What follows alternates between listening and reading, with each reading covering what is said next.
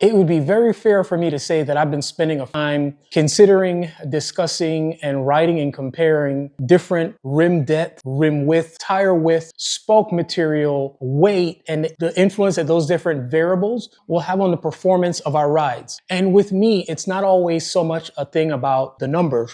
Yes, I do have a power meter on a few of my bikes, but I largely try to distill my experience and the information that I share with you guys based on how I end up feeling. I think that overall, what we end up coming away with is not a measured number, at least most of us. We end up coming away with an experience saying, oh, these wheels felt fast. I don't really think it matters much if they are or they're not. I think that our feelings and our perceptions are really the imprint that we have about the experience. These are the Magene DB405 Ultras. And recently I did a video where I took the DB508 Ultra on a fast group ride. In the middle of that video, I kind of like paused to talk about how I'm feeling about those wheels and some of the details associated with it and the performance that I felt like I was getting from it, that I was not getting from other wheels.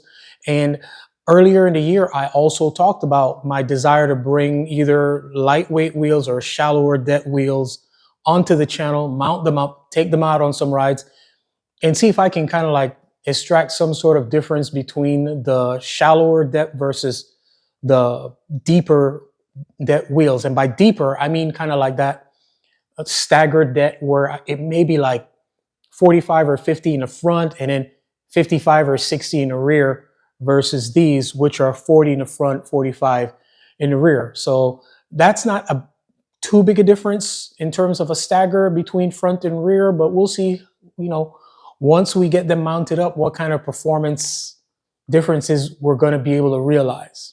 All right, so what I'm going to do is I'm going to get these weighed up, talk a little bit about the specs, and we're going to get them out there on some rides and see what's up. All right, let's go. Magene claims a weight of 1,280 grams for the 405 bare. My set came in at 1,314 grams. 34 grams off is within the 3% discrepancy. So I'm running these with a set of Pirelli P0 Race in 30C clincher. I'm running TPU tubes inflated at 60 PSI front and rear. Before I scoot, there's a feature on Magene's wheels that I did want to mention. A lot of companies are doing kind of like that holeless wheel thing, and Magene actually has hidden nipples on these. Where the hole is, they send out these hole plugs where if you needed to do something where you're servicing the wheels or you need to exchange one of the spokes or true the wheels or something like that, these pop off. That's one choice you have. The other choice you have, obviously, is using the rim tape on there. But whenever I've ran these as clinchers, I've just gone ahead and put in the hole plugs. They've worked phenomenally for me. All right.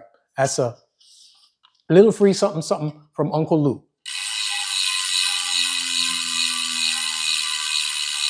Yeah. Let's take a look at how these rides. This past week, most of the Saturday rides were rained out, leaving Sunday as a day to squeeze our big ride in. I headed out to join Team Palomos for their 40, 50, or 60-mile ride. One group, different options with a rolling pace of 24 to like 26. It seems like everyone chose this ride, as I am sure we had well over 150 cyclists show up. These structured double pace line rides are already surgy, so having that many in line would mean a lot of micro accelerations, so I'd be testing that. Also, stability at speed in a group, rigidity, and compliance.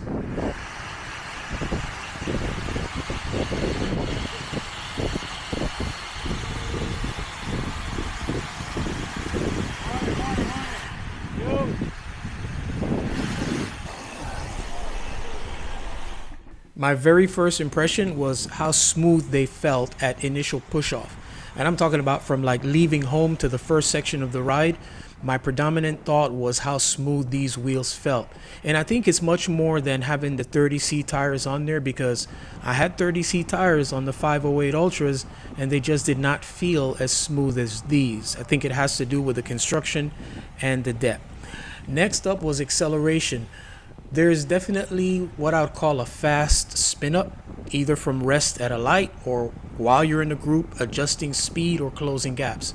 They accelerate with very little effort. Well, I'm not going to say very little effort, but little effort. Definitely an added benefit on this ride.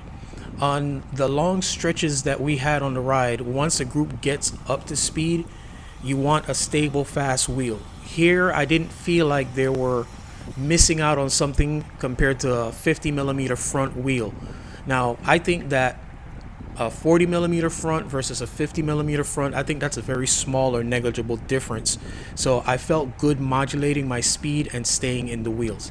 Definitely stable and definitely fast. But are they stiff enough?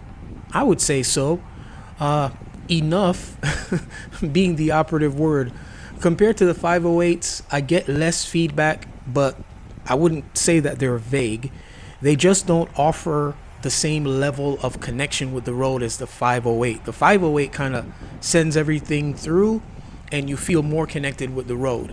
These offer you something a little bit different, but it's not like you're going to feel like, oh my gosh, I got to get off these wheels. Now, if you're looking to max out your accelerations and put down megawatts, then no, these are not your wheels. But for a wheel that feels good, spins up quickly, and won't beat you up, these are a very good choice. Come on, no intervals back there. Now, taking a look at the features, these wheels retail for $1,199, and I do have a discount code which I'll drop in the description. The variation of these XR series are the DB405 featured here, the 508 with 50 millimeter front, 58 rear, and the 607 with 60 millimeters front, 67 rear. Free hubs are available from all big three. The 405 uses different carbon spoke profile to the 508 and 607. And there is a 36-tooth DT style ratchet system. The rim width measures 23 millimeters internal and 30 external. They're optimized for tire size 28 to 32C, and they do feature a hooked design. The proprietary hub features ceramic bearings. Now, when it comes to the spoke counting and lacing, the front features 21 spokes, 14 two-cross pattern on the brake side, and then 7 radially laced on the, I'm going to call that the non-brake side, I guess. And then on the rear, we have also 21 spokes, but this time we have 7 radially laced on the brake side, and then 14 in a two-cross pattern on the drive side. I've got one more point to make on ride impressions, and I'll do a little bit of speculating here. I went out for a more casual ride with some friends where we hit a couple artificial climbs, and I felt like they are a good climbing wheel set. I mean, at 1,312 grams, the weight is good, and what I felt of them putting down power efficiently, I wouldn't hesitate to climb on them. My conclusion with these is they are more of a good all-around, more so than just a pure climbing wheel set.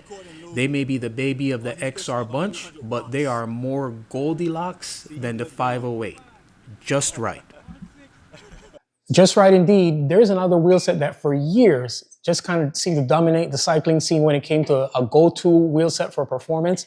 And that was a Zip 303, which came in right around that 43 to 45 millimeter wheel depth. And everybody just wanted those on their wheels. And these 405s remind me a lot of that. One of the differences between these 405 and the 508 is the hubs. I have the SRAM XDR drive on the 405, while on the 508, I have the Shimano. And I don't know what the difference is in terms of the internals, but I just seem to have a smoother, more subtle engagement with these than I do with the 508. Now, speaking of hub engagement, one of the things that I did notice on both the SRAM XDR and the Shimano is that there needs to be a little bit more weather sealing in the area that goes in towards the ratchet system, because here in South Florida, with all the humidity, in there can get grimy pretty quick. So that's one of the things that I'd like to see Magene doing a little bit different. I already mentioned how I felt about having that gold label on there. You know, removing them off of the 508, it kind of like picked up some of the subtle gray tones of the little XR sublimated over the wheels, and it kind of goes really good with the finish of the Diamante, giving it kind of like a cafe racer look, and there's a very good chance that I'll end up delabeling these as well. We'll see. Now, for my application and the way how I use my bike, the 405 is a better wheel set for me than the 508. I don't necessarily need what's promised as the aerodynamic advantage of the 508, even though it's a very slight weight penalty. It's just one of those things. I just feel like the 405 is more suitable to my riding style than the 508. All right, guys, I think that's where I'm gonna leave this. You guys know how it works. Sound off, let your voices be heard about wheel depth. What do you consider your ideal Goldilocks wheel depth and why? Sound off in the comment section below. I want to give a special shout out to everybody who's watching and supporting the channel from San Antonio, Texas. I see you guys and I appreciate you big time. And to everybody who's been supporting us by watching our videos, liking, commenting, and subscribing, appreciate you big time. All right, guys, as always, our aim here is to inform, instruct, inspire. Be blessed.